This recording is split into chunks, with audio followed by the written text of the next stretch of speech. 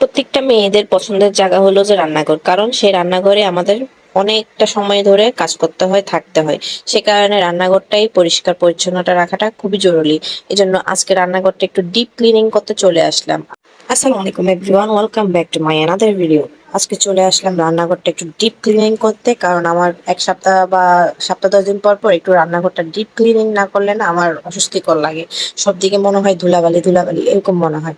তো ঝুড়িটা নামিয়ে নিলাম, ঝুড়ির থেকে সব পেঁয়াজ টেয়াজ যা কিছু ছিল এগুলো নামিয়ে তারপরে দেন এই যে কতগুলা ক্লান্ডারের পেজ ছিঁড়ে ছিঁড়ে দিয়ে আমি যেমন দেখতেও সুন্দর লাগে, আবার ময়লাগুলো যেমন মাটিতে বা ফ্লোরে না পড়ে সে কারণে এখন চিন্তা করলাম আজকে কালার পেপার দিয়ে আমি একটু অন্যরকম লুক দেওয়ার চেষ্টা করতেছিলাম। সেই জন্য পিঙ্ক কালার এবং ব্ল্যাক কালারের একটা কম্বিনেশন রাখছি। তো এগুলো দিয়ে দেন এগুলো সুন্দর করে মুছে মুছে সবগুলো সেটিং করে ঝুড়িতে অ্যাগেন রেখে দিচ্ছিলাম। তো এভাবে আসলে সবসময় ডিপ ক্লিনিং করলে আসলে নিজেদের জন্য ভালো, একটু শান্তি শান্তি লাগে, রান্না বান্না করতে একটু পরিষ্কার পরিচ্ছন্নতা লাগে। মেয়েদের তো আসলে শান্তির জায়গায় হলো যে রান্নাঘরটা, রান্নাঘরটা যদি অপরিষ্কার থাকে আসলে ভালো লাগে না। আর বিশেষ করে আমার রান্নাঘরটা তো আমার জন্য সবকিছু। মানুষের রান্নাঘরে গেলে কোটি টাকার রান্নাঘর হলেও আমার ওই শান্তিটা লাগে না আমার নিজের রান্নাঘরে বলে একটা শান্তি আছে না। তো শান্তিটা আসলে আমার রান্নাঘরেই পাওয়া যায়, যতই ছোট হোক না কেন আর যতই যেরকম হোক না কেন, যতই ভাড়া বাসা হোক না কেন, আসলে নিজের মতন করে গুছিয়ে নিলে এটা নিজেরই হয়ে যায়। যতদিন থাকি এটা তো আমারই না। সে কারণে আমার মতন করে আমি চেষ্টা করি আমার রান্নাঘরটাকে মন মতন করে সাজিয়ে রাখার।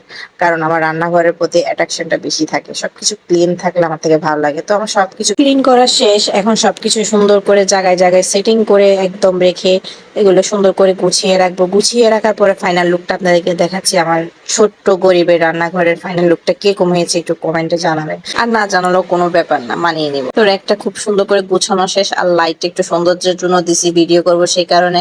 এদিকে আপনার প্লাগ পয়েন্টের সাথে সব ইলেকট্রিকের জিনিসগুলো রাখছি যেন সহজে লাগিয়ে সব ইউজ করা যায়। এদিকে রান্নাঘরের সিঙ্কের পাশে একটা ঝুড়ি থাকে সবসময় ভিজা, এই যে বাসন টাসন এগুলো সুন্দর করে যেমন ধুয়ে সবকিছু গুছিয়ে এখানে পানিটা ঝরে তারপরে শুকিয়ে গেলে তারপরে দেন গিয়ে গুছিয়ে রাখা যাবে। সে কারণে আমার ঝুড়িটা সবসময় দিকেই থাকে। লাইটিং করলাম একটু সুন্দর করে নিজের চোখের সৌন্দর্যের জন্য। এদিকে একটা ঘড়ি দিয়েছি যেমন আমি টাইমটা দেখে বুঝতে পারি যে আমার কতক্ষণ লাগতেছে রান্না বান্না করতে, কতক্ষণে রান্না বান্নাটা শেষ করতে পারবো। সে কারণে আমার ঘড়িটা খুবই জরুরি থাকে রান্নাঘরে। এই জন্য রান্নাঘরে আমি ঘড়িটা লাগিয়ে রাখার চেষ্টা করি সব।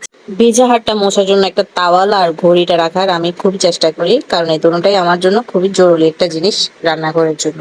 তো এদিকে আবার আমি এই যে প্যান গুলো রাখছি, কাঁচি রাখছি, নাইফ রাখছি, চপিং বোর্ড রাখছি এন্ড পিলারটা রাখছি, যেমন সহজে আমি যেদিকে কুটা বাছা করি সবকিছু আমার হাতের নাগালেই থাকে। তো লাইট অফ করা অবস্থায় আমার রান্নাঘরের লুকটা এরকম লাগে। তো আজকের ভিডিওটা এখানেই শেষ করছি। সবাই ভালো থাকবেন, সুস্থ থাকবেন, আর আমার জন্য বেশি বেশি করে দোয়া করবেন। আল্লাহ হাফেজ।